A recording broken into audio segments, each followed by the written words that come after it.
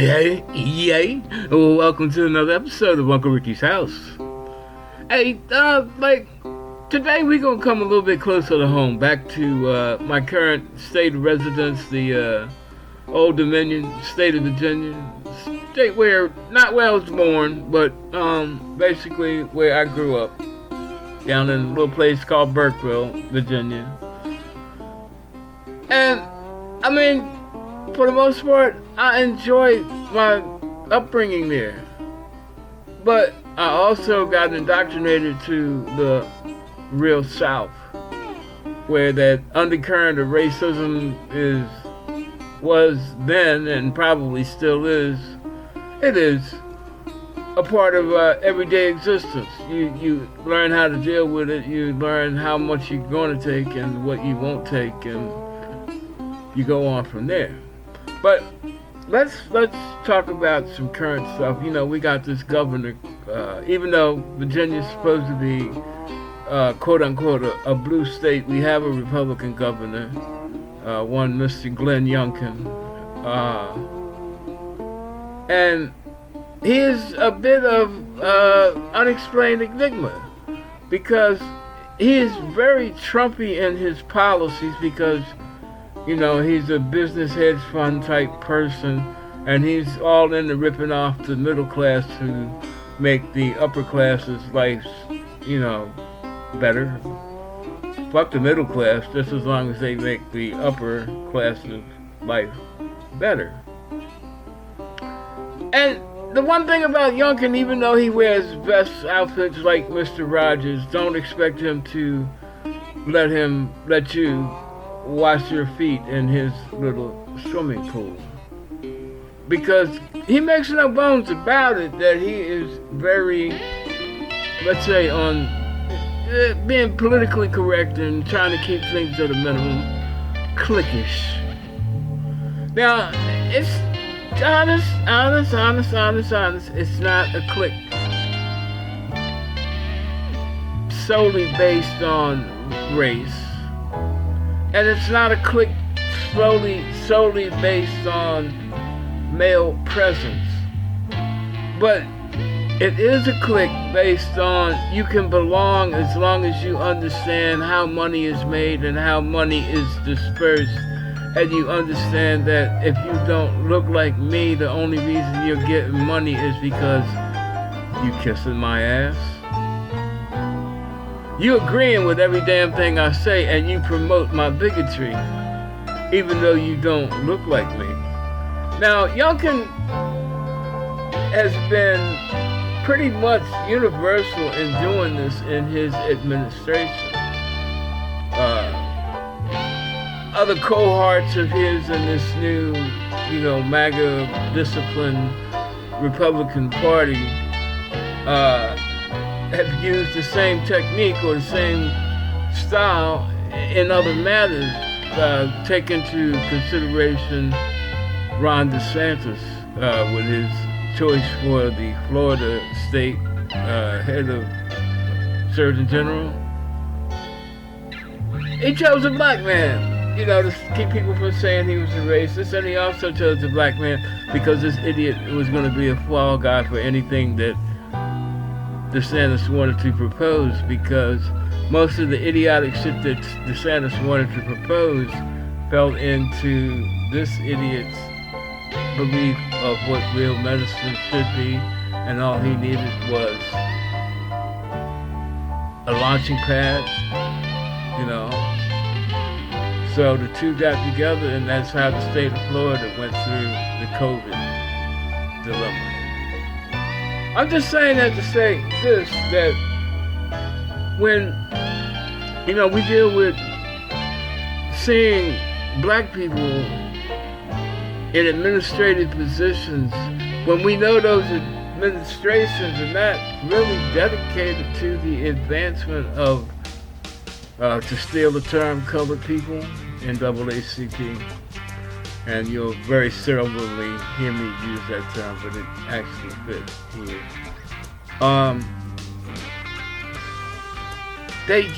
They put up these images of black people that are supposed to be tried and true, vetted professionals, as the voice of the black community and as the voice of the whatever point they're trying to make. And they spout the dogma that comes out of these bigoted leaders' mouths because they want to be part of the gravy train. They want the power even though they know that perhaps professionally they don't merit such a position, but they know that they can keep that position just for spouting. And they don't give a shit about professional standards. They don't give a shit about how their colleagues think about them professionally. All they give a shit about is where they see their name in the public and how they can leverage where they see their name at into money that can go into their bank accounts. It's all part of the grift. It's unfortunate, but it's reality. But back to this thing in Virginia. Our buddy Youngkin, and I say that with, really being facetious as hell, has this guy, Mr. Brown, who is the head of his Diversity, Equity, and Inclusion Office, which is maybe a 21st century version of the much misaligned and misunderstood equal opportunity program of the 20th century. Diversity, equity, and inclusion, actually for its modern definition, you have to expand it past the black-white racial thing. It's for all marginalized groups, whether, you are ethnically marginalized because you are a Native American or a Pacific Islander, or you are marginalized because you are a non-binary sexual person, or a trans person, or a gay person for that matter, because even though gay is more accepted than some of these other terms, it's still not that many. It's more than we've ever really recognized, maybe because now gay is like the least of the evils when you start doing the alphabet. But the thing is, diversity, equity, and inclusion was supposed to ensure that these people's rights were not trampled on because they were different from perhaps the people in charge. And now, here we have Glenn Youngkin through his mouthpiece, because he's definitely got his hand up the puppet's ass, Mr. Brown, says that Virginia diversity, equity, and inclusion is now dead. We don't need it anymore. This administration is good enough, is the right administration to be able to decide what is fair for all people.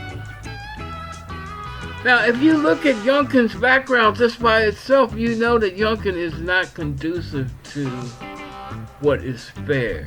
Youngkin is conducive to what is profitable. And that is part of what makes Youngkin so dangerous, because even though his social politics, his obvious moves to renounce or remove minority history, that's all minority history, Black, Native American, anybody that's not white and rich, part of the original planter society. They talk about Black Democrats, refuse to get off the plantation. MAGA Republicans, no matter whether it's the rich type or the trailer park type, they never thought that the plantation ended. This is just a continuation of their belief on how the world should be, with them in charge and everybody else kissing their ass. The governor of Virginia, via his mouthpiece, has said, Virginia is just fine. We don't have any motherfucking problems. And what problems we do have, the governor's office can straighten it out, because We operate under the morals of one Glenn Youngkin, and he is everybody's damn friend. Yeah, right. Sing me another song. Let me go back up the lazy river backwards, because we all know that this motherfucker don't give a damn about minorities and marginalized people. It's all about people with the big bank accounts. If you got bank account numbers and you can hang out and donate to the right political action group, you Youngkin's type people. But as long as you Youngkin's type people, you have to understand that everything has to be Youngkin's way. And one of Youngkin's ways is we're rewriting Virginia history, we're rewriting national history to show who was truly in charge all along and that nobody else counts but us. Diversity, equity, and inclusion. Everybody gets an equal chance at being included in the history of the state of Virginia. And Youngkin just said, via his mouthpiece, as he moved his lips with his hands planted firmly up his ass, that DEI is dead in Virginia, much like woke goes to Florida to die. Well, that's it for me, Uncle Ricky. I'm just, running off at the mouth again. But y'all can think about that, marinate on it, I don't know. But anyway, peace out and God bless from Uncle Ricky at Uncle Ricky's house.